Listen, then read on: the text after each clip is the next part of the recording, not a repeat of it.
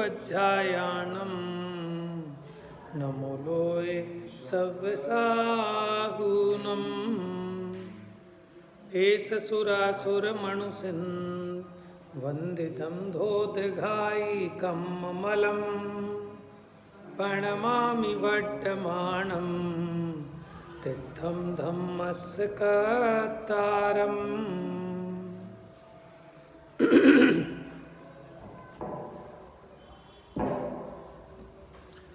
तो कल अपनी चर्चा कुछ भूमिका रूप में चली थी सुखाधिकार के, कि कौन सा ज्ञान और कौन सा सुख उपादेय है, कौन सा ज्ञान और कौन सा सुख है।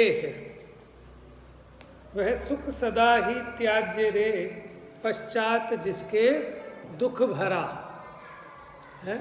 और कौन सा सुख उपादेय है, जो स्वाधीन हो, अतीन्द्रिय हो, निराकुलित हो, वो सुख उपादेय है। तो हमें देखना है कि हम जिस सुख के पीछे दौड़ रहे हैं वो एक्चुअल में सुख है या सुखाभास है, पराधीन है कि स्वाधीन है। तो कल हुई थी गाथा 53। तो यहाँ कहा था अतीन्द्रिय ज्ञान और अतीन्द्रिय सुख उपादेय है। अब देखते हैं 54 नंबर की गाथा।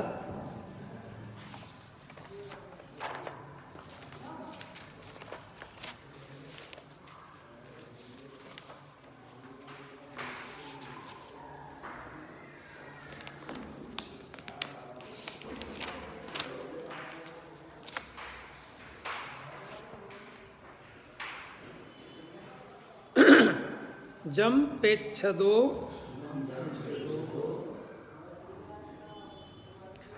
अमुत्तम मुत्तेषु अदिन्द्रियं च पच्छन्नं सयलं सगम च इदरं तम नाणं हवदि पच्चखम। देखो, जम पेच्छदो, पेच्छदो माने होता है प्रेक्षण करना। प्रेक्षण माने क्या होता है? ऑब्जर्वेशन, जानना। तो जम पेच्छदो माने जो देखता है।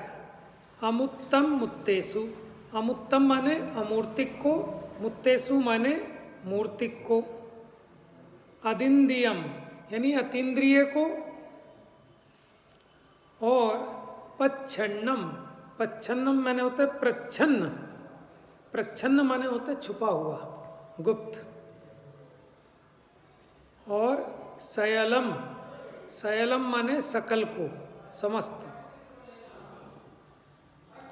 सगम च इदरम, सगम माने स्व को, और स्व का अपोजिट क्या है? इधर कहते हैं अदर, उससे अन्य, दूसरा, यानी स्व को और इधर यानी पर को।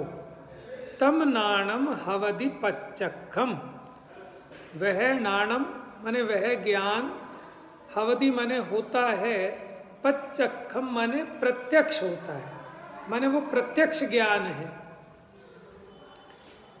देखो, अथातीन्द्रिय सौख्य साधनीभूत मतीन्द्रिय ज्ञान मुपादेयमभिष्टौति। तो अब यहाँ क्या कहते हैं कि अतीन्द्रिय सुख का साधन भूत अतीन्द्रिय ज्ञान उपादेय है। आ गए? हाँ ठीक है, बढ़िया, लाभ मिलेगा। अच्छा अच्छा, प्रद्युमन भाई साहब का सुबह प्रवचन मिला था। चलो बढ़िया है, अच्छा है। आज भाई साहब का प्रवचन सर जी पे लाभ लेंगे फिर। हाँ, तो यहाँ क्या कह रहे हैं कि जो अतीन्द्रिय सुख है, अतीन्द्रिय सुख का साधन कौन है? अतीन्द्रिय ज्ञान। तो अतीन्द्रिय सुख का साधन भूत अतीन्द्रिय ज्ञान वो उपादेय है। इसका मतलब इंद्रिय सुख और उस इंद्रिय सुख का साधन इंद्रिय ज्ञान वो है, वो छोड़ने लायक है। चलिए गाथा पढ़ते हैं। जम्पेच्छदो अमुत्तम मुत्तेषु अदिन्द्रियं च पच्छन्नम् सयलं सगं च इदरम् तं नाणं हवदिपच्चखम्।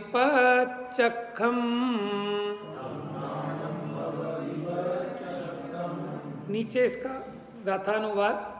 देखे अमूर्तिक मूर्तमाय अतीन्द्रिने प्रच्छन्नने ते सर्वने पर के स्वकीयने ज्ञान ते प्रत्यक्ष छे।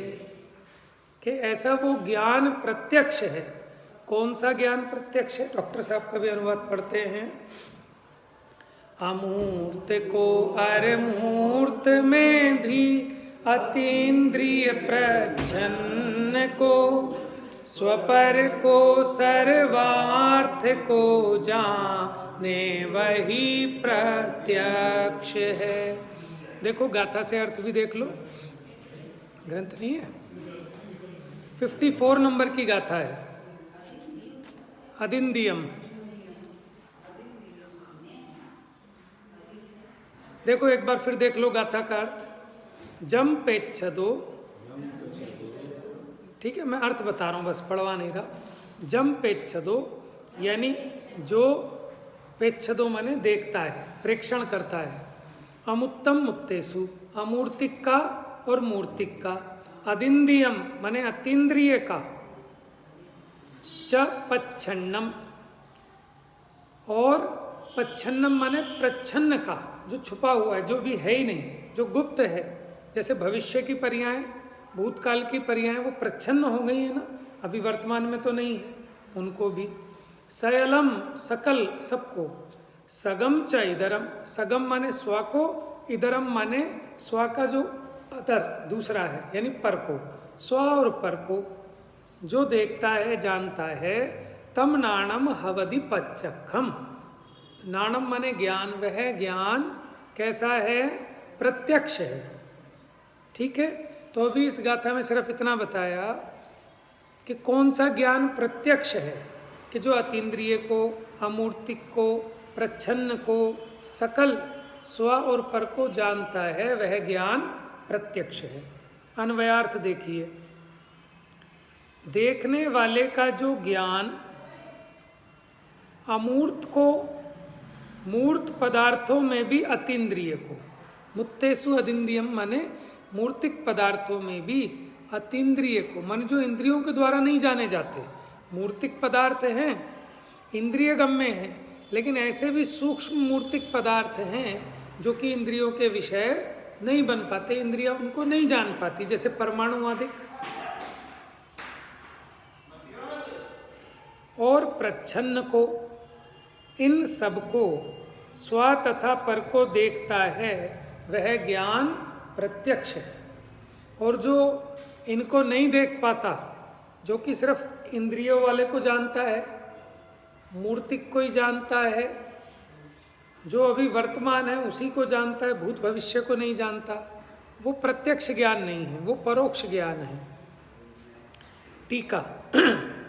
जो अमूर्त है, अमूर्त समझते हैं ना, जिसमें स्पर्श रस गंध वर्ण नहीं पाए जाते, पुद्गल के अलावा बाकी पांचों द्रव्य अमूर्त हैं। जो मूर्त पदार्थों में भी अतीन्द्रिय है, मूर्तिक में भी जो इंद्रियों का विषय नहीं है, जिसको इंद्रियां नहीं जान पाती। देखो स्थूल पुद्गल जो है ये तो मूर्तिक दिखाई दे रहे हैं, लेकिन आपको पता है तीनों लोक में एक बहुत बड़ा महास्कंद है, पूरे लोक प्रमाण वो हमें आपको दिखाई नहीं दे रहा, क्योंकि उसका परिणामन सूक्ष्म है। लेकिन केवल ज्ञान उसको भी प्रत्यक्ष जानता है। और जो प्रच्छन्न है उस सब को, जो कि स्व और पर, इन दो भेदों में समा जाता है। माने जगत के सारे गे दो भागों में आ गए। स्व और पर, इसके अलावा कुछ नहीं बचा। उसे अतीन्द्रिय ज्ञान अवश्य देखता है। देखो अमूर्त कौन कौन से हैं? धर्मास्तिका यानी धर्म द्रव्य, अधर्म द्रव्य, आकाश, काल और जीव, ये कैसे हैं? अमूर्तिक।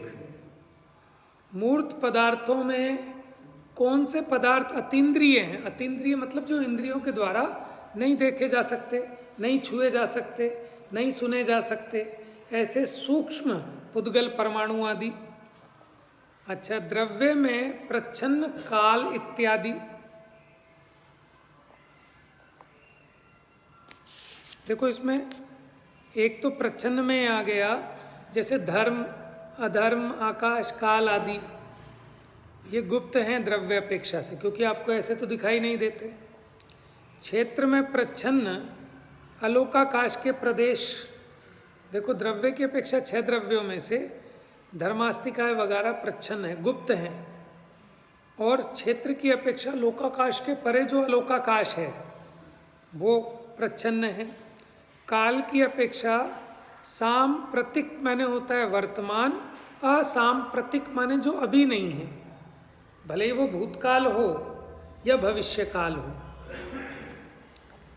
तो भूतकाल और भविष्यकाल की पर्याय वो हो गई काल की अपेक्षा प्रच्छन्न, तथा भाव की अपेक्षा स्थूल पर्यायों में अंतर्लीन सूक्ष्म पर्याय हैं। जैसे हमें स्थूल पर्याय तो पकड़ में आती हैं, लेकिन उसी में लीन जो सूक्ष्म पर्याय हैं, जो ऋजु सूत्र न्याय का विषय हैं, वो सूक्ष्म पर्याय एक एक समय वाली हमारे को पकड़ में नहीं आती। जब असंख्यात समय गुजर जाते हैं तब हमें वो अपना एक भाव पकड़ में आता है, लेकिन भाव तो हर समय समय हो रहे हैं ना, तो वो अपने ज्ञान के पकड़ में नहीं आते। उन सब का जो कि स्व और पर के भेद से विभक्त है, ठीक है, उसमें कोई तो स्व होगा और बाकी सब पर होंगे, उनका वास्तव में उस अतीन्द्रिय ज्ञान के दृष्टापन है। माने उन्हें वास्तव में अतीन्द्रिय ज्ञान जानता है। अतीन्द्रिय ज्ञान किसको कह रहे हैं? कौन सा ज्ञान है अतीन्द्रिय ज्ञान? केवल ज्ञान। यहाँ केवल ज्ञान की अपेक्षा बात चल रही है, क्योंकि वो इंद्रियों के माध्यम से नहीं प्रवर्तता।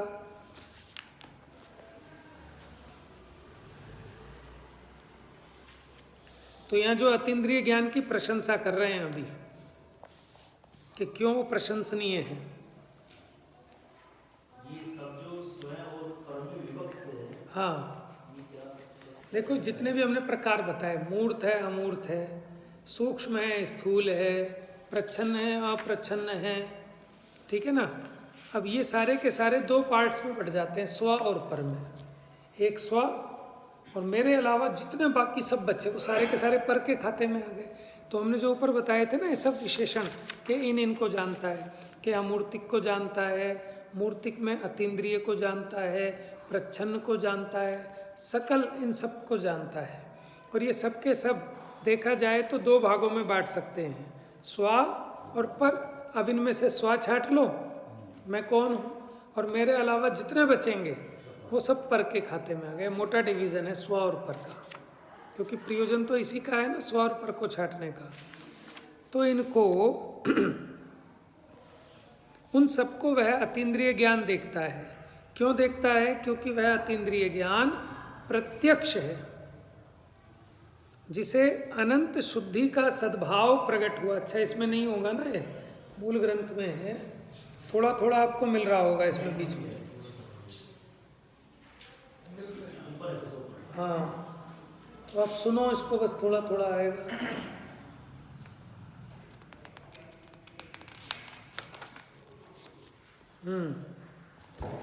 देखिए, जिसे अनंत शुद्धि का सद्भाव प्रकट हुआ है। क्या कह रहे हैं? जिसे अनंत शुद्धि का सद्भाव प्रकट हुआ है, माने परम शुद्धता जिसको प्रकट हुई है, ऐसे चैतन्य सामान्य के साथ अनादि सिद्ध संबंध वाले एक ही अक्ष नामक आत्मा के प्रति जो नियत है।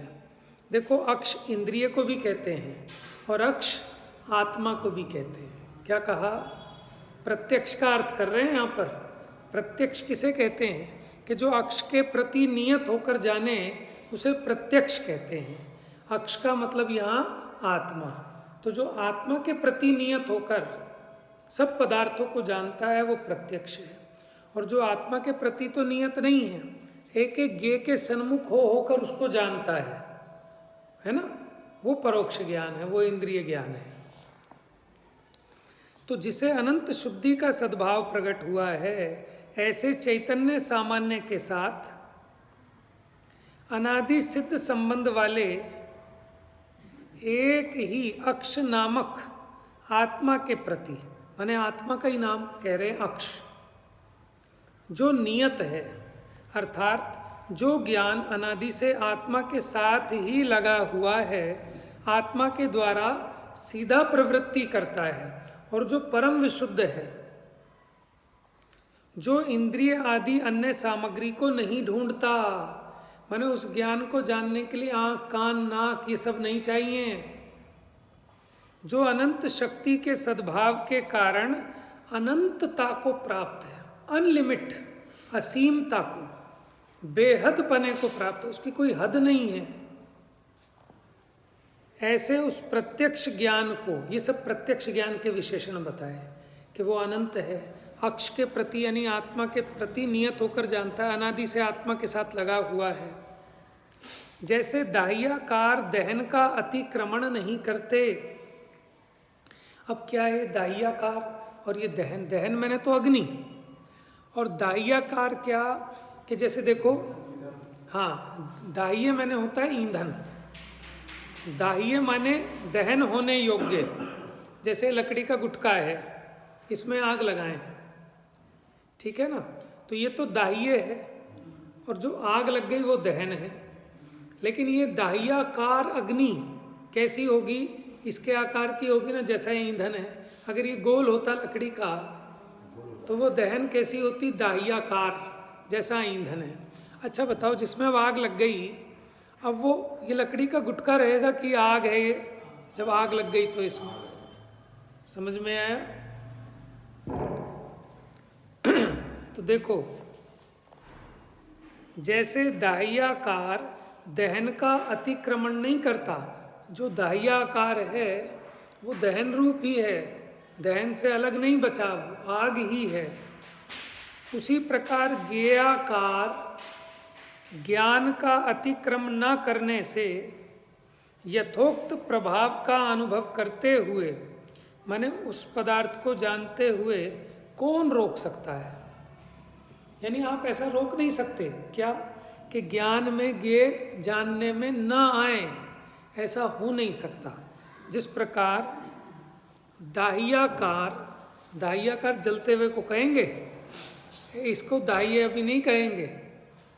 जैसे चलती का नाम गाड़ी है, ऐसे जलते हुए का नाम दाह्य है, दहन योग्य। तो जो दाह्याकार है वो दहन का अतिक्रमण नहीं करता, माने उसका उल्लंघन नहीं करता, वो दहन रूप ही होता है, उसे कोई रोक नहीं सकता। उसी प्रकार ज्ञेयाकार ज्ञान का अतिक्रमण न करने से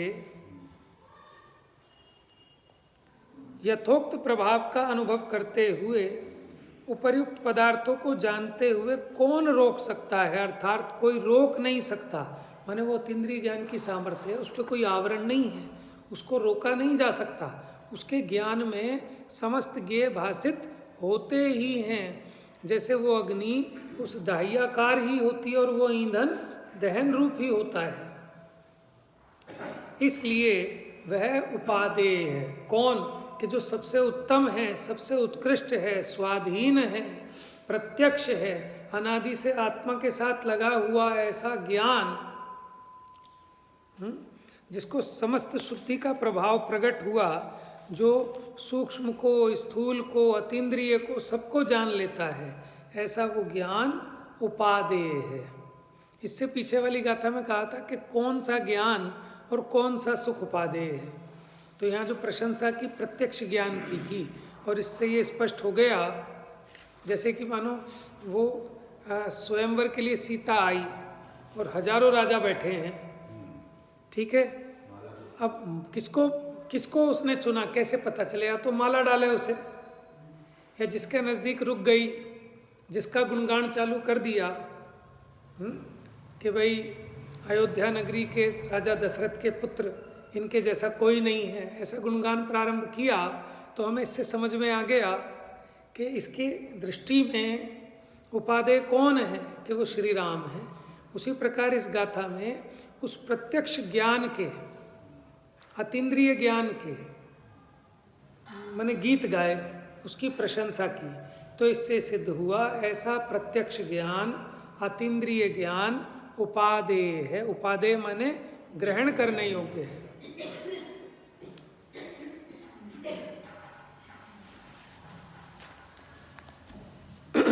देखो अब डॉक्टर साहब वाली पुस्तक में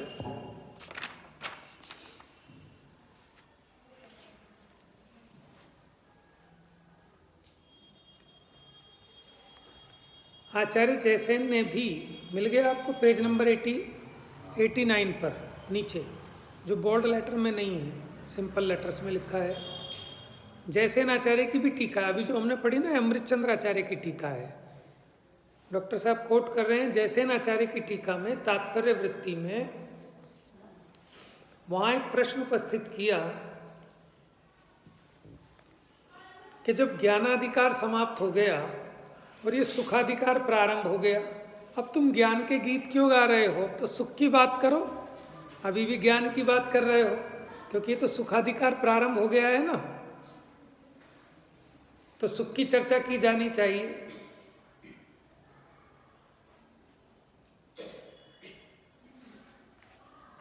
तो डॉक्टर साहब कहते हैं कि मेरे को भी ये प्रश्न अनेक बार उपस्थित हुआ, तो वो कहते हैं कि आचार्य कुंद कुंद ने मूल ग्रंथों में तो ऐसा डिवीजन किया नहीं कि ये ज्ञान अधिकार और ये सुख अधिकार, ठीक है।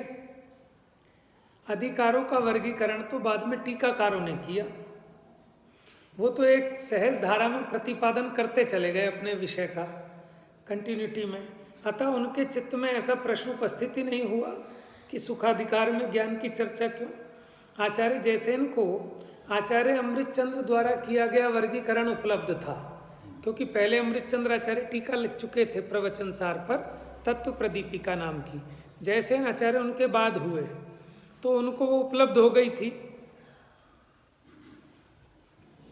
और उन्होंने भी लगभग थोड़े बहुत फेरफार के साथ इस वर्गीकरण को स्वीकार कर लिया।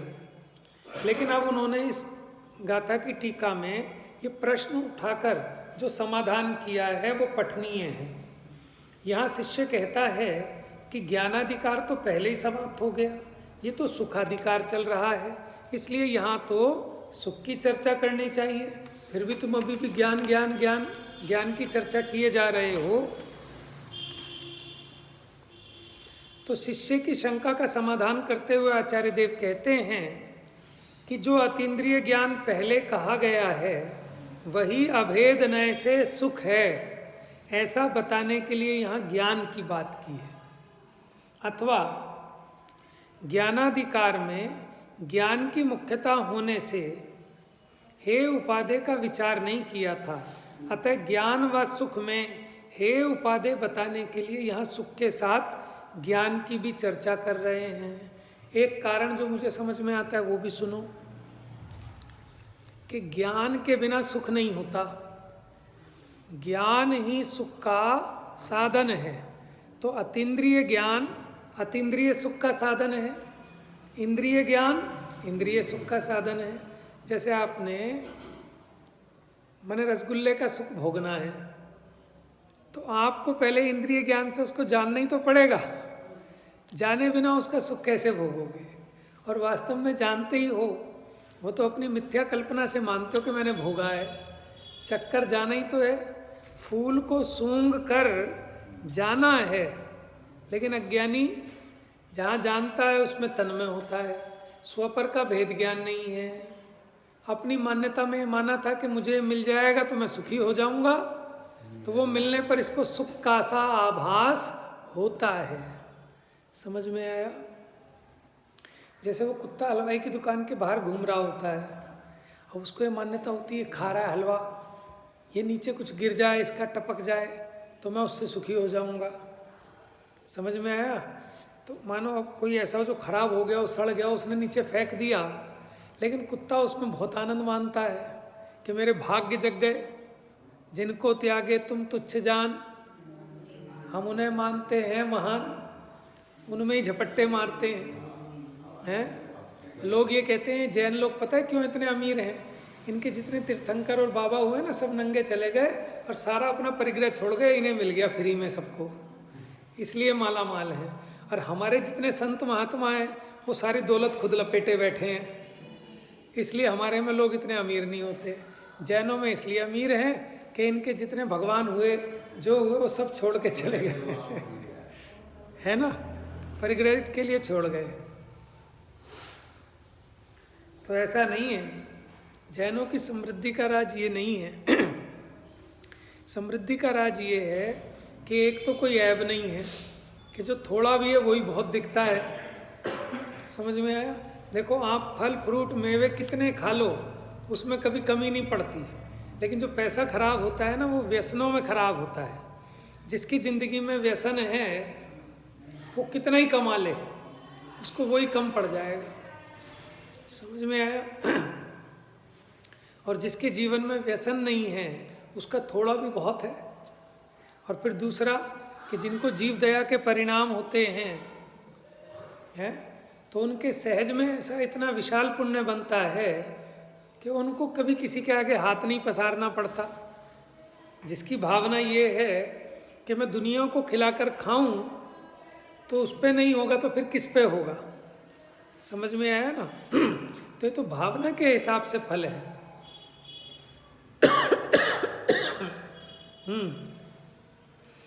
तो यहाँ इसीलिए कंटिन्यूटी में बात चल रही है।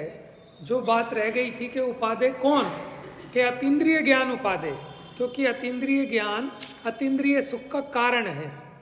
अतीन्द्रिय सुख का साधन होने से वो अतीन्द्रिय ज्ञान उपादेय है।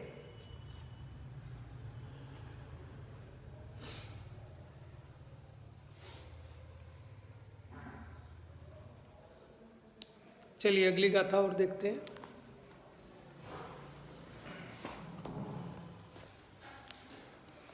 देखिए थोड़े से शब्द नए हो सकते हैं, जटिल तो इसलिए कोई भी चीज़ हो जो पहली बार सुनोगे। जब हम बच्चे थे हमने का कबूतर सुना था, तो वही बुलवाने में माँ बाप थक गए होंगे, मैडम थक गई होगी, बोल का हम पता नहीं क्या क्या बोलते होंगे, है ना। कमल सीखना ही कितना कठिन था, वो भी बड़ा जटिल था, आज बड़ा आसान लग रहा है। तो जटिल क्या होता है कि जो जिसका हमने अभ्यास नहीं किया वो जटिल होता है। आप 4 दिन पढ़ लेंगे तो बहुत सरल हो जाएगा, ठीक है। तो जटिल कुछ नहीं है, ये हमारा अनभ्यास है जिसके कारण वो जटिल लगता है। हाँ, लेकिन आपको एक सेंट्रल आइडिया तो ख्याल में आ जाता है ना गाथा का, कि गाथा में क्या कह रहे हैं। कुंद आचार्य की बात तो ख्याल में आ रही है ना, ठीक है। लेकिन मैं ये नहीं कह रहा कि आप उतने में संतुष्ट हो जाओ, आप मेहनत करो। अब आप मेहनत नहीं करोगे और फिर ये सुनने भी तैयार नहीं हो, हमें समझ में नहीं आ रहा, तो उसके लिए मैं कहता हूँ कि मूल मुद्दे की बात पकड़ लेना। वास्तव में कायदा तो ये चाहिए कि इसके लिए आप मेहनत करें, नहीं समझ में आ रहा था और फिर नहीं आए तो फिर पूछें। मज़ेदारी तो तब है कि जब आप रोज़ ऐसे ऐसे क्वेश्चन निकाल के लाएं कि मैं ही हिल जाऊं कि आप क्या पूछ रहे हो भैया, कल बताऊंगा, तब तो कुछ मज़ा आएगा। ऐसे थोड़ी मज़ा है कि हमने जो मर्जी बता दिया, आपने भी सुन लिया। आपको भी ये रखना चाहिए कि हम सही बता रहे हैं कि गलत बता रहे हैं। ये मत सोचना कि मनोज भाई है भैया गलत थोड़ी बताएगा, ऐसा नहीं है। छदमस्त जीवों से भी गलती हो जाती है, ठीक है। इसलिए जिम्मेदारी आपकी स्वयं की अपनी है, ठीक है। हम तो सावधानी रखेंगे ही, लेकिन आप ये समझकर, जगत में भी सब्जी वाला कहता है आप भाई साहब भूल गए, हम तोल के दे रहे हैं, आप ले लोगे उसके दिए वैसे। आप फिर भी एक एक चेक करते हो ना, अरे बहन जी भरोसा नहीं, अरे भैया भरोसा सब है फिर भी।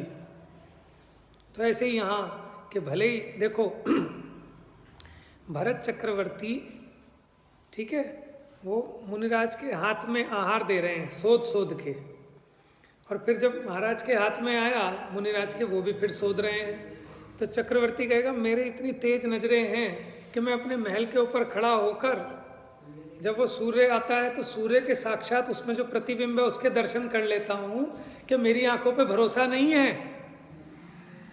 बताओ, बुरा मानता है क्या चक्रवर्ती? अरे तुम अपना काम कर रहे हो, मुनिराज अपना काम कर रहे हैं कि यत्नाचार वो उसका उनको विवेक है, समझ में है? ऐसे हम भी कहते हैं ना, अरे हमने सब चेक करके दिया, आंख मीच के खा लो ना। चाहे आपने कितना ही शोध के दिया हो, आपको शोध के खाना ये आपका कर्तव्य है, ठीक है ना? यत्नाचार है इसमें, नहीं तो प्रमाद है। बुरा मानने की बात नहीं है, अच्छा है। छान के, भले ही सामने वाले ने छान के लाया हो, लेकिन आपको अपनी जो है, अपना जो भी नियम संयम है उसका पूरी वो करनी चाहिए। तो यह तो ज्ञान की बात है, सामने वाला बिल्कुल सही कह रहा है, लेकिन आपको अपनी युक्ति से, तर्क से उसकी भाव भासना गहन करनी है, तो आपको उसमें सब लगाना चाहिए। जो आप कह रहे हैं उसकी उल्टी बात भी सोचनी चाहिए। अगर ऐसा कर दें तो क्या दिक्कत है, ऐसा नहीं माने तो क्या दिक्कत है, ये जो दूसरे मत वाले कह रहे हैं उसमें क्या आपत्ति है? तुम अपनी अपनी ठोके जा रहे हो। तो जब हम इस तरह से सोचेंगे तब हमें उसका वो रहस्य निकल के आएगा, ऐसे नहीं आएगा। घुटाई होनी चाहिए। तो देखो, ये तो हमारे महाभाग्य हैं कि हमको जिनवाणी बच गई पढ़ने को, और ये सब साधन बना के दे दिए सेठियों ने, तो हम बैठ रहे हैं यहाँ पर। ये शास्त्र छपवाने वालों ने छपा दिए, हमारा क्या लगना है? यहाँ नहीं बैठते तो कहीं पाप कमा रहे होते, टीवी में इधर उधर कहीं ना कहीं बैठे होते ना। तो हमें तो सब चीज़ें फोकट में मिल गई हैं, लेकिन हमारा पुण्य लगा है, फोकट में भी कुछ नहीं है। ये सेठिया ने जो पैसा लगाया है ना, वो हमारे पुण्य के कारण लगाया है। नहीं आई बात समझ में? ये जो आपको चटाई मिली है आपके पुण्य से मिली है, ये जो ग्रंथ छपा है ना, ये आपके पुण्य से छपा है। माने इतने 2500 वर्ष बाद भी भगवान महावीर स्वामी की वाणी यहाँ तक सुरक्षित आ गई, किसके लिए? जो पढ़ रहा है, जो सुन रहा है, उसका नसीब है। देखो, जिसने बना दिया, लाखों रुपए लगाए, लेकिन वो इसका लाभ नहीं ले पा रहा, और हम और आप ले रहे हैं, तो इसका मतलब हमारे पुण्य से बना है और हमारे पुण्य से मिल रहा है। और फिर भी हम इसका लाभ ना उठाएं तो फिर कब उठाएंगे? और ये सोच लेना कि आज जो चीज़ मिल गई है, जरूरी थोड़ी है कि कल तक हम रहेंगे हैं, और फिर दोबारा इसका नंबर आएगा नहीं आएगा। तो अब जो मिल गया अभी उससे पूरा अपना फायदा उठा लो, ठीक है ना? जितने अपने पास अवेलेबल साधन हैं उनका कुशलतम उपयोग कर लो, बेस्ट यूज़ कर लो उसका। आ तो गए हैं, आधे घंटे को तो फंस ही गए, तो क्यों नुकसान उठाएं? इसमें जितना लाभ ले सकते हैं पूरी तन्मयता से, उपयोग को एकाग्र करके, तो वाकई में अंदर में खिलावट आएगी और सारा अर्थ सहज में भाषित होगा। लेकिन माने परिणाम को गिरने नहीं देना, बात इसलिए है क्योंकि लोग बाग जल्दी हार मान जाते हैं। अरे ये तो बड़ा कठिन है, इसमें क्या बात है, क्या बस, क्योंकि उन्हें वो रसगुल्ले खाने की आदत पड़ गई है, मीठे मीठे, कि कभी चने भी खाने चाहिए तो दांत भी ठीक रहेंगे, स्वास्थ्य भी ठीक रहेगा, ठीक है ना? अभी हम सरल सरल सी बात करें जो झूमने वाली हो, जिसमें दिमाग ना लगाना पड़े, तो वो तो सबको अच्छी लगती है, लेकिन खाली उतने से काम नहीं चलता। कभी सरल, कभी कठिन, कभी खट्टा, कभी मीठा, टेस्ट भी बदलना चाहिए और बुद्धि को भी विषय मिलना चाहिए। चलिए, समय तो हो गया, थोड़ा सा देखते हैं। अब इंद्रिय सुख का साधनभूत इंद्रिय ज्ञान, इंद्रिय सुख का कारण कौन है? इंद्रिय ज्ञान। वो कैसा है? हे है कि उपादेय है? हे है। इंद्रिय सुख का कारण इंद्रिय ज्ञान हे है, उसकी निंदा करते हैं। जब हमने अतीन्द्रिय ज्ञान की प्रशंसा की तो इंद्रिय ज्ञान की निंदा तो वैसे ही हो गई, लेकिन अभी और कर देते हैं। क्यों निंदा कर रहे हैं? कि जीव जैसे आलोचना करते हैं ना, आलोचना, निंदा, गरहा, जैन धर्म किसी की निंदा करने की प्रेरणा देता है कि नहीं? तो फिर क्यों कर रहे हो निंदा? करनी चाहिए निंदा। किसकी? दोषों की निंदा होनी चाहिए, अपने दोषों की। हम करते हैं दूसरे के दोषों की, ठीक है?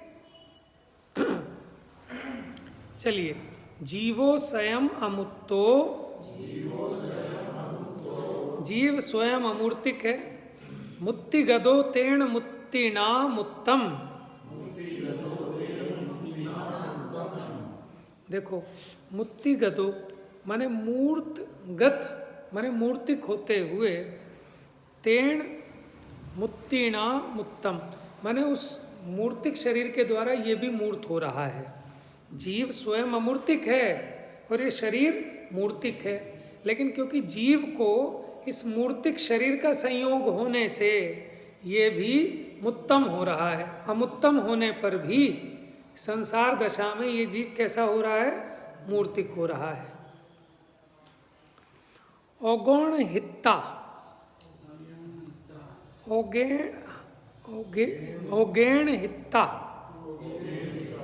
जोगम जानदी वातम न जानदी। देखो, औगेण हिता, गेण हिता मैंने होता है ग्रहण कर कर, ओ लगा दिया अवग्रह करके।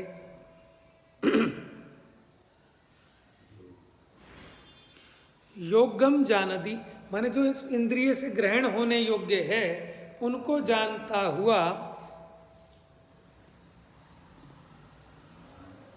वा अथवा तम न जानदी अथवा नहीं जानता हुआ क्या हो रहा है? मूर्तिक हो रहा है। अब देखो, गाथा पढ़ते हैं पहले, फिर इसका अनुवाद भी पढ़ेंगे। जीवो स्वयं अमुत्तो, मुत्ति गदो तेण मुत्तिना मुत्तम। ओगेण हित्ता चोगम जानदी वातम न जानादी।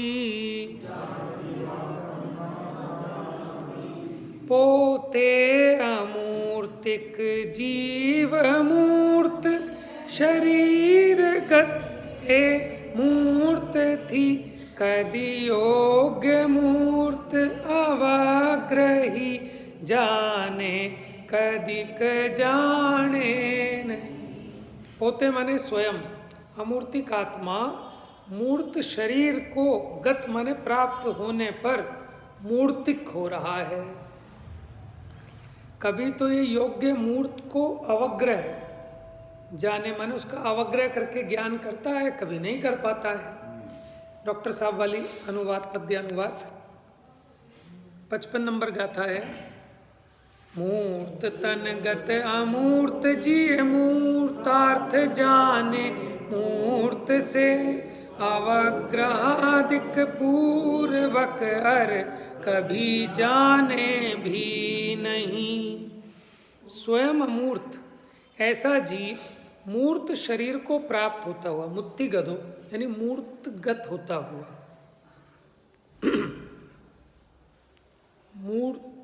उस मूर्त शरीर के द्वारा योग्य मूर्त पदार्थ को अवग्रह करके उसे जानता है अथवा नहीं जानता। टीका, इंद्रिय ज्ञान को उपलम्भक भी मूर्त है और उपलम्भे भी मूर्त है। देखो क्या होता है उपलम्भक? उपलम्बक होता है जानने में निमित्त। इंद्रियां हैं उपलम्बक, और इंद्रियां जिसको जानती हैं वो है उपलम्भ है। जैसे आँखें, ये उपलम्भक हैं, ठीक है, जानने में निमित्त हैं। लेकिन ये आँखें किसको जानेंगी? रूप को जानेंगी। तो रूप जो है वो भी मूर्तिक है। स्पर्श रस गंध वर्ण जिसमें पाए जाएं उसे कहते हैं मूर्तिक, पुद्गल है। तो इन इंद्रियों का विषय मूर्तिक पदार्थ हैं, रूपी पदार्थ हैं, पुद्गल हैं।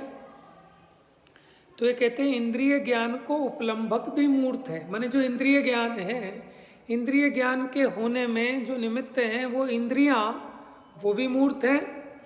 और जिनको ये जानती हैं इंद्रियां यानी उपलम्भ, उपलम्बक के योग्य, तो जो विषय जानती हैं वो भी मूर्त है। जबकि आत्मा कैसा है? अमूर्तिक। वह इंद्रिय ज्ञान वाला जीव स्वयं अमूर्तिक होने पर भी मूर्त पंचेंद्रियात्मक शरीर को प्राप्त होता हुआ ज्ञप्ति उत्पन्न करने में, ज्ञप्ति माने ज्ञान, जानना,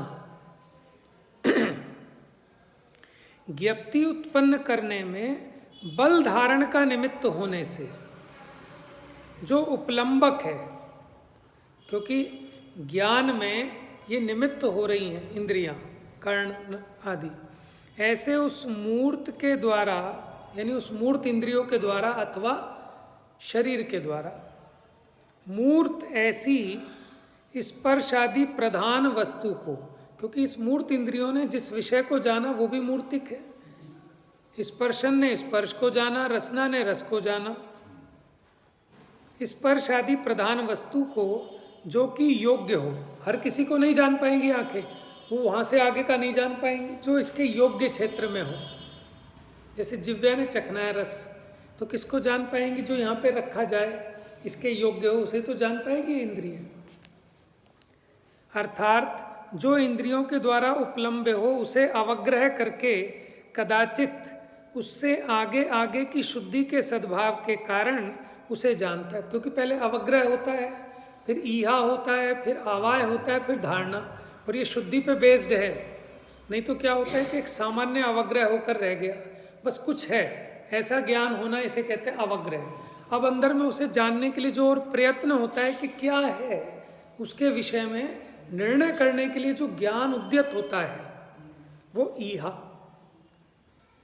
फिर ओहो ये है, ऐसा जो ज्ञान में निर्णय हुआ वो कहलाता है अवाय, और फिर कालांतर में उसको नहीं भूलना, इसका नाम है धारणा।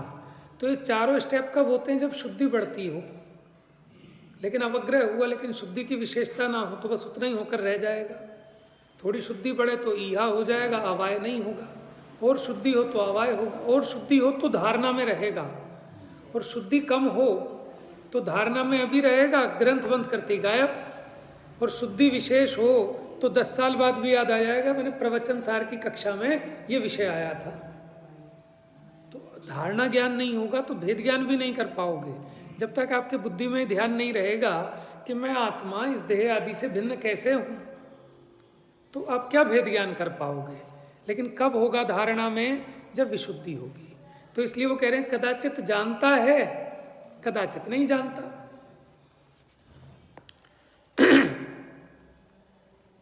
उससे आगे आगे की शुद्धि के सद्भाव के कारण उसे जानता है, और कदाचित अवग्रह से आगे आगे की शुद्धि के असद्भाव के कारण नहीं जानता, क्योंकि वह इंद्रिय ज्ञान परोक्ष है। अगर यह अतीन्द्रिय ज्ञान होता तो एक ही साथ जान लेता, इसमें क्रम नहीं पड़ता। परोक्ष ज्ञान चैतन्य सामान्य के साथ अनादि सिद्ध संबंध होने पर भी जो अति दृढ़तर अज्ञान रूप तमो ग्रंथि, तम कहते हैं अंधकार को, ग्रंथि कहते हैं गांठ को, और ग्रंथि का मतलब समूह भी होता है। तो अज्ञान रूप तमो ग्रंथि द्वारा आवृत हो गया है, माने ज्ञान ढक गया है। आवृत माने ढक गया, किस कारण? दृढ़तर अज्ञान अंधकार के कारण।